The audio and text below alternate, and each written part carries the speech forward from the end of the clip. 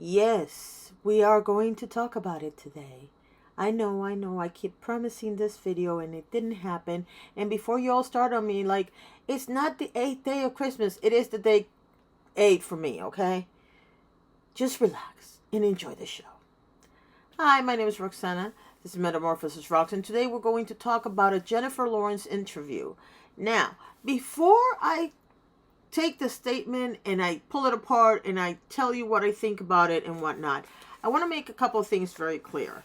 I've been talking about this particular incident all weekend long with a lot of people, not only millennials, but a lot of people my age, and I've gathered some opinions on what happened, on what she said, on how people took it and whatnot. And I'm going to make it very clear when I'm reading the statement that this is how I interpreted it. But more importantly, because I know that Jennifer Lawrence was having a fangirl moment because she was being interviewed by Viola Davis, and vice versa, Viola Davis was very starstruck as well with Jennifer Lawrence, I am taking that into consideration in terms of sometimes we might not speak the most eloquently when we're that excited about something. I am taking that into consideration. Now, having said that, even if I don't attribute this entire situation to Jennifer Lawrence, and you'll see why in a minute, I still think these are important points to cover for the reasons that I'm going to explain to you later on in the video. So what happened? Variety has this, I don't know if I should call it a show or a series or what, but they have this series on YouTube that is called Actors on Actors, or Actor on Actor, or something to that effect. Anyway, the bottom line is that it was Jennifer Lawrence and Viola Davis. I do believe that when award season is coming around, they do these with different nominees for the same category. I don't know. I have to be honest with you. If this is something, it has to be new, and I'm going to tell you why I think it's new. Is because they're talking about Viola Davis's most recent movie. I'm just trying to remember because I don't recall Jennifer Lawrence being in a movie this year. But maybe she was and I just don't remember. Anyway, the bottom line is that they always take actress talking to another actress. Sometimes it's an actor talking to an actress. Sometimes it's the musicians. People that are involved in the movie industry are interviewed by same peers, by peers, I should say. And so they were both starstruck, but they were talking about the Woman King, and they were talking about a movie being carried by a female. Okay, number one. Number two, they're also talking about the fact that how did it go when Jennifer Lawrence was doing Hunger Games versus Viola Davis doing this movie now, because this is an action movie. Consider an action movie. Now, let's remember also that this incident that Jennifer Lawrence is talking about happened when Hunger Games came about. Now, Hunger Games came out in 2012. And just so you have an idea, movies usually take 1 to 2 years to do from the moment they start signing contracts and doing all this other stuff. So there's a slight possibility that it was actually, the conversation happened in 2010 and not in 2012. And so there's something between 10 and 12 years from the time this happened. Sometimes as the years go by, we kind of changed our perspective on what was said for whatever reason. Maybe it was offensive at the moment, or maybe it was something that was surprising or shocking. And so that also adds an element. But the bottom line is that Viola asked Jennifer about when Hunger Games came out, because that's what they call a big tent, meaning that it's a big budget production.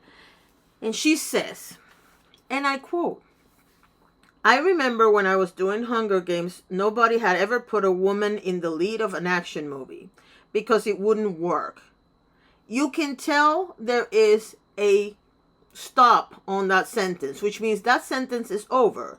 The new sentence is about to begin, and it says, we were told girls and boys can both identify with a male lead, but boys cannot identify with a female lead."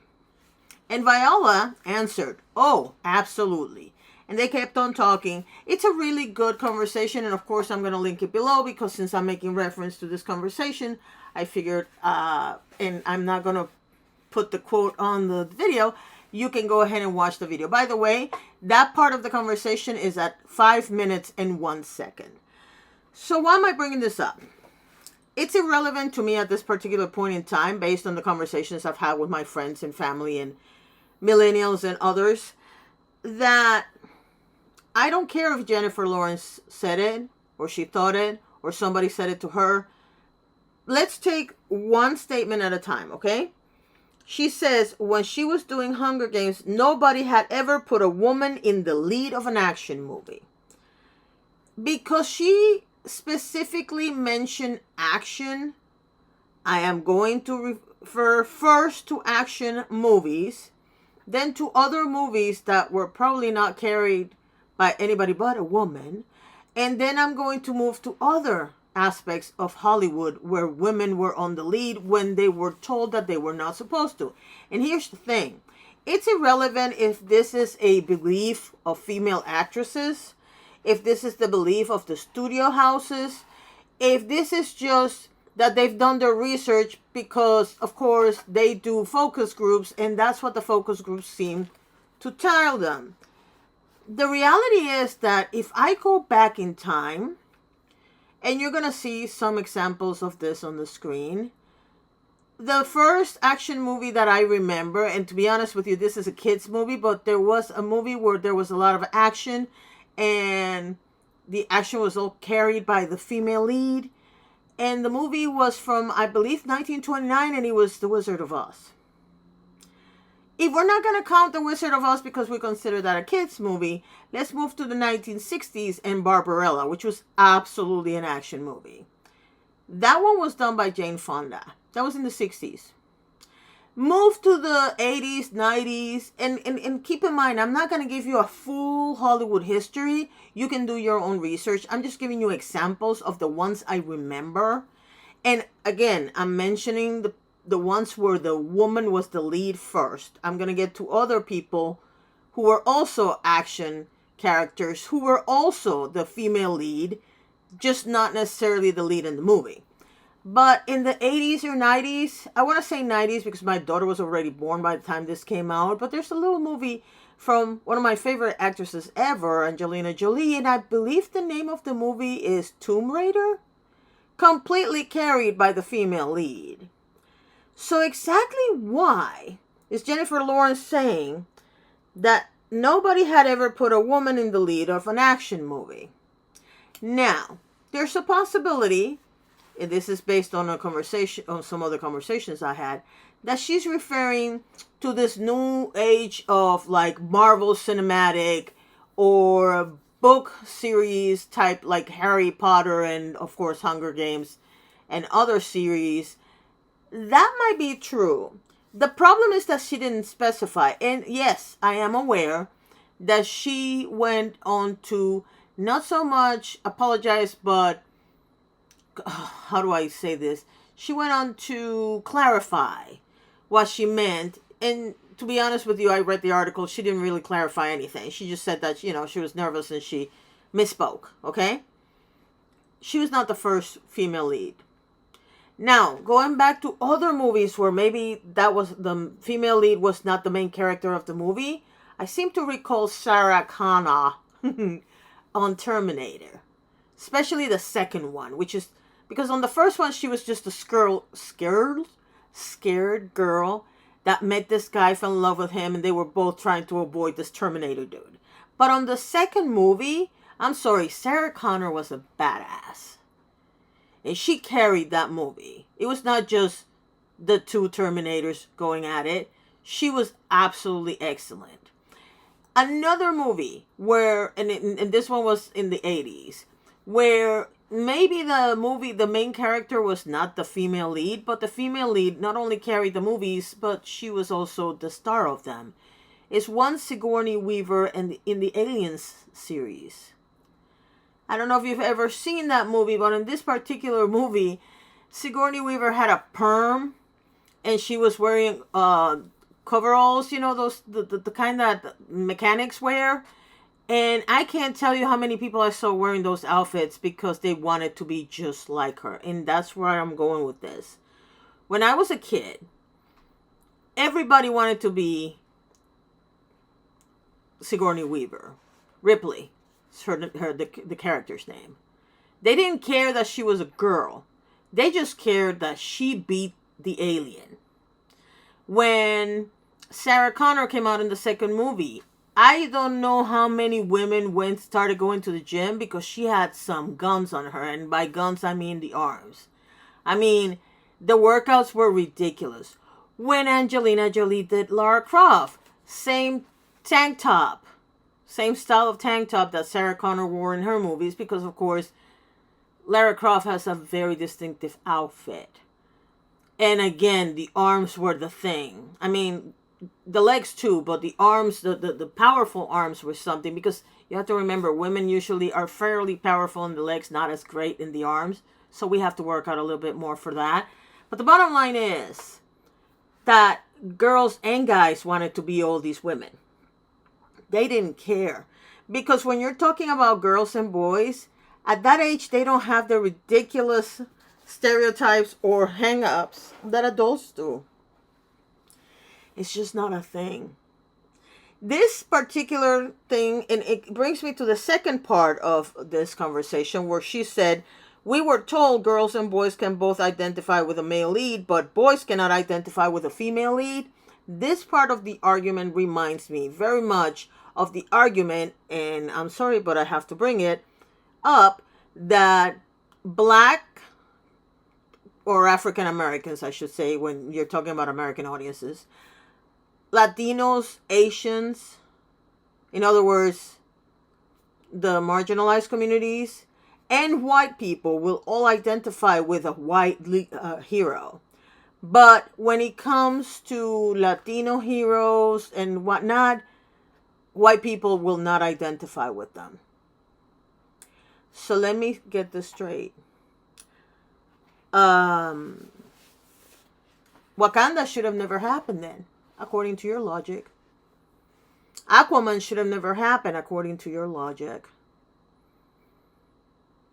And don't get me wrong, I'm aware that people complain all the way around. I mean, even for a movie like Wakanda Forever, the second one of Black Panther, there was an outcry, and that's another video for another day, about Namor being not a white Latino.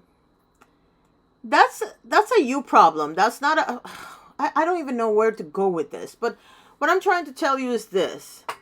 I understand that these people spend millions of dollars to confirm their biases, because that's the bottom line. This is a bias that was generated in Hollywood at some point between 1990 and 2010, okay?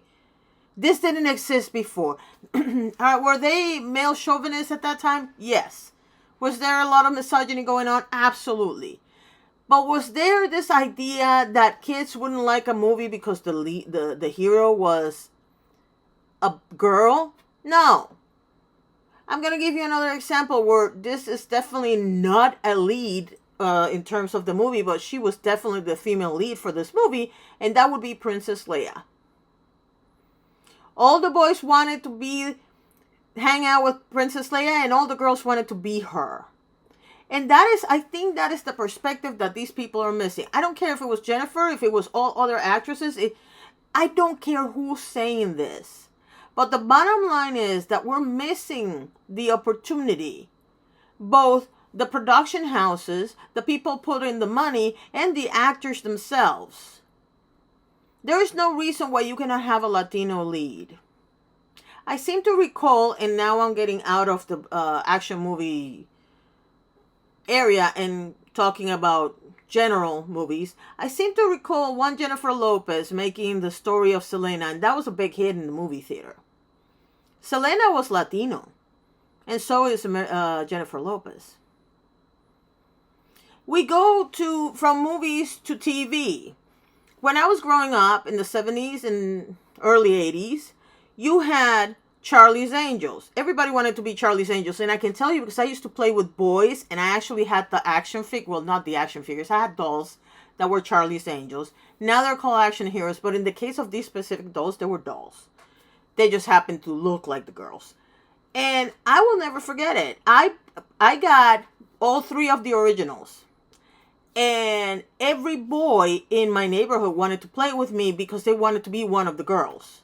They didn't care that they were girls. They would even make the voices like they were girls. They had a ball doing it. They didn't think they were less manly because of it, because there is nothing to... These are all adult hang-ups. That's what I'm trying to tell you. There is no truth to the fact that a kid, when they're 9, 10 years old, give a damn about if a character is female or male. They just want to be that character, or hang out with that character, or be that character's best friend, because at that point they're not thinking about, ooh, that's going to be my girlfriend. Or they might be, but they're not thinking about it the way you're thinking about it. The bottom line is that we seem to... This is the most frustrating thing, because I'm in my 50s, and I honestly thought that this would be not as prevalent as it is right now. It's like we're going backwards for some reason. When I was growing up, there was a big... It was a big deal when we got Wonder Woman, when we had the Bionic Woman, when we had Charlie's Angels, Police Woman, Angie Dickinson. Her legs were insured for like $6 million because she had a great pair of legs. And by the way, in the intro to the show, that's the first thing that they would show you. If we go even further down the road, Lucille Ball had a show for years. Lucille Ball had her own production company, Desilu, which was between her and her husband, Desi Arnaz. But everybody knows that the one running the show was her. These people created systems that are still being used to this day to create content. The way they film shows, the way they did things. Star Trek was one of their first little projects. And now you see Star Trek all over the place. Which, speaking of Star Trek, and I don't think I have the quote here, but if I find the quote, I'm going to tell you. One of the actresses from Star Trek was really livid at the comment from Jennifer Lawrence, because she didn't understand the logic of the comment. And mind you, let's go back to the fact that she said that she was told. But again, how do we know what she was told when this happened so long ago? Number one. Number two, how do we know that that's exactly what she was told and not how she took it? We have no way of knowing. But she did bring it up. And that's why people, because I have a lot of friends that were like, but she didn't say anything. She's not the one who said it. Well, she's the one who brought it up. She didn't have to bring it up. So, oh, I forgot. Jackie Brown was a movie that came, I think it was in the 90s. Jackie Brown was a female lead. It was not only a female lead, it was a black female lead. And didn't have a problem then. So, exactly what was the point of this? Other than to create a stir. I don't know. I honestly don't know. But I can tell you that people all over the place were like, no. And Denise Crosby, who used to be on Star Trek, said, "Hey, Jennifer Lawrence, thank you for allowing me the opportunity to thank the many boys, men who were allowed to completely identify with a strong female character long before you were even born. There are a couple of us, Star Trek." And then, of course, people started showing pictures of Bonnie and Clyde, and I don't know if you guys know this, but there's a character from Game of Thrones, and unfortunately the actress passed away not too long ago, and she's very famous because there's a meme running around where what happened in the actual show is that she asked the brother to tell Cersei it was me. That lady used to be on a show back in the, I want to say 60s, and she was the female lead, and she was another badass. There are so many examples of characters, not only in action movies, but in movies in general, and then of course on TV, both action and others, where women were the leads.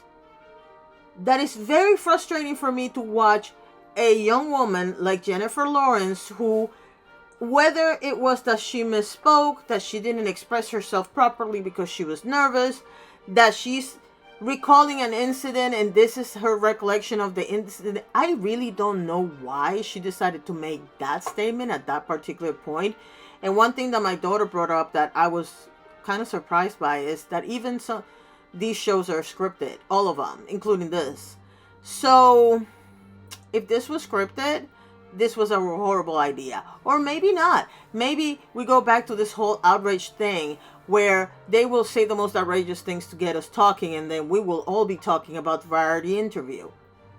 I wonder if that's why they did it. Anyway, I just can't wait to see what you guys have to say about both statements said by Jennifer Lawrence. And again, I'm going to link the interview below. Thank you so much for watching, and have a good day. Bye.